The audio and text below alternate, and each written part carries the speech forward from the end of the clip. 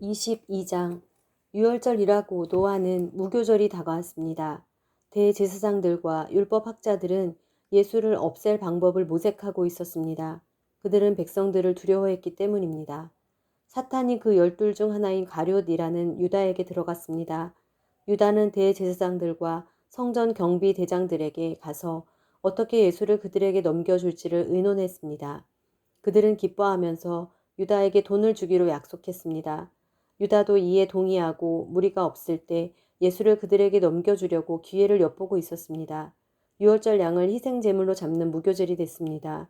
예수께서는 베드로와 요한을 보내며 말씀하셨습니다. 가서 우리가 유월절 음식을 함께 먹을 수 있도록 준비하라. 그들이 물었습니다. 저희가 어디에서 준비하면 좋겠습니까? 예수께서 대답하셨습니다. 성 안으로 들어가면 물동이를 메고 가는 사람을 만나게 될 것이다. 그가 들어가는 집으로 따라 들어가 그 집주인에게 선생님께서 내 제자들과 함께 유월절 음식을 먹을 방이 어디냐고 물으셨습니다. 라고 말하라.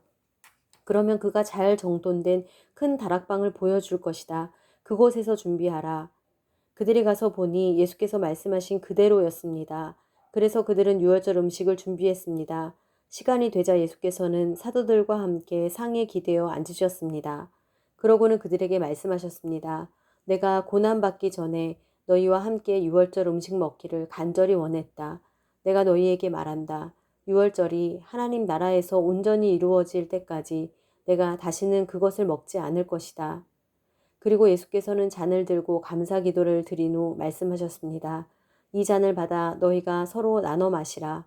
하나님 나라가 올 때까지 내가 포도열매에서 난 것을 마시지 않을 것이다. 그리고 예수께서 빵을 들고 감사 기도를 드린 후 떼어 제자들에게 주면서 말씀하셨습니다. 이것은 내가 너희를 위해 주는 내 몸이다. 이것을 행해 나를 기념하라. 빵을 잡수신 후 예수께서 마찬가지로 잔을 들고 말씀하셨습니다. 이 잔은 너희를 위해 흘리는 내 피로 세우는 새 언약이다. 그러나 보라, 나를 배반할 자의 손이 지금 나와 함께 상 위에 있다. 인자는 정해진 대로 갈 것이지만 그를 배반하는 자에게는 화가 있을 것이다. 그들은 자기들 중 누가 이런 일을 하겠느냐 하고 서로 묻기 시작했습니다. 제자들 사이에서 누구를 가장 높은 사람으로 볼 것인지를 놓고 다툼이 벌어졌습니다. 예수께서 그들에게 말씀하셨습니다. 이방 사람의 왕들은 자기 백성들을 다스리며 권세 부리는 자들은 자칭 백성들의 은인이라고 한다. 그러나 너희가 그래서는 안 된다. 오히려 너희 중 가장 큰 사람은 가장 어린 사람과 같이 돼야 하고 다스리는 사람은 섬기는 사람과 같이 돼야 한다. 누가 더 높은 사람이냐?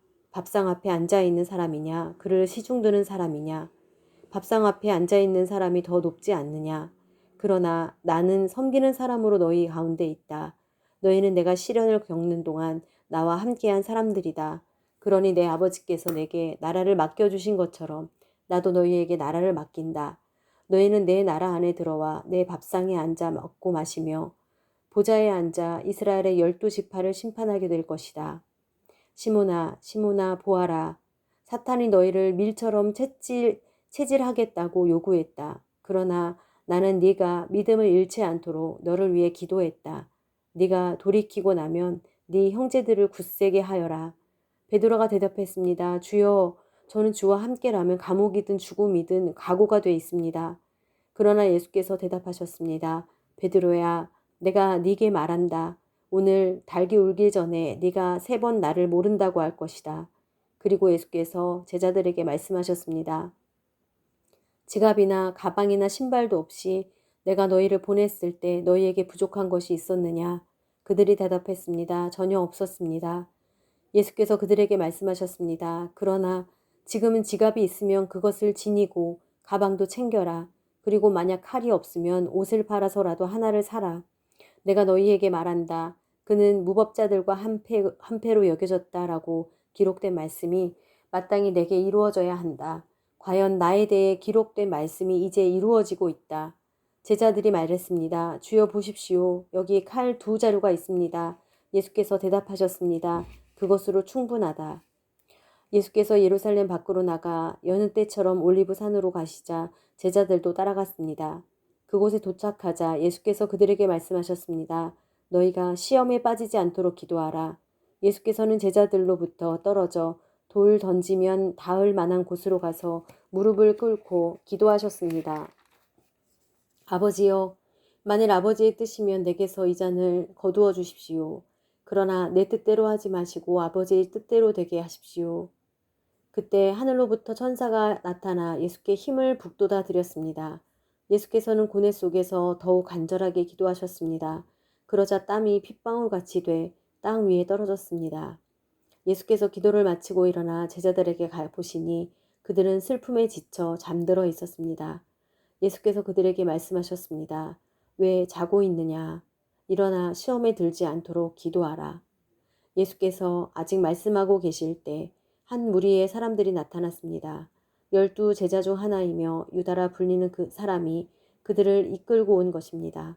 그가 예수께 가까이 다가와 입을 맞추었습니다.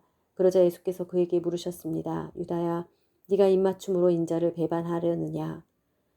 예수 곁에 있던 제자들이 돼가는 일을 보고 예수께 주여 우리가 칼로 칠까요? 하고 물었습니다. 그러고는 그중 하나가 대제사장의 종의 오른쪽 귀를 잘라버렸습니다. 그러자 예수께서 대답하셨습니다. 그만둬라.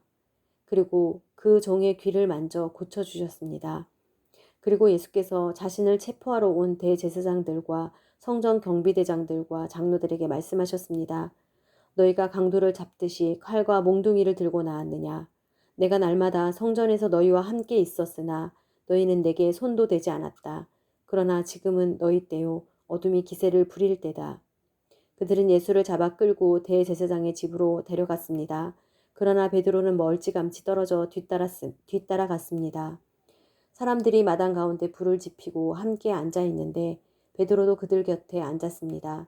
베드로가 불을 쬐고 앉아 있는 것을 본 한 하녀가 그를 빤히 노려보면서 말했습니다. 이 사람도 예수와 함께 있었습니다. 그러나 베드로는 부인하며 말했습니다. 여자여, 나는 그를 모르오. 조금 있으려니까 다른 어떤 사람이 베드로를 보고 말했습니다. 당신도 그들 중 하나였지. 베드로가 말했습니다. 이 사람아, 난 아니란 말이오. 1시간쯤 지나 또 다른 사람이 이 사람이 갈릴리 사람인 것을 보니 그와 함께 있었던 게 틀림없다라며 장담했습니다. 그러나 베드로가 말했습니다. 이 사람아, 나는 당신이 대체 무슨 말을 하는지 모르겠소. 바로 그때 베드로의 말이 채 끝나기도 전에 닭이 울었습니다.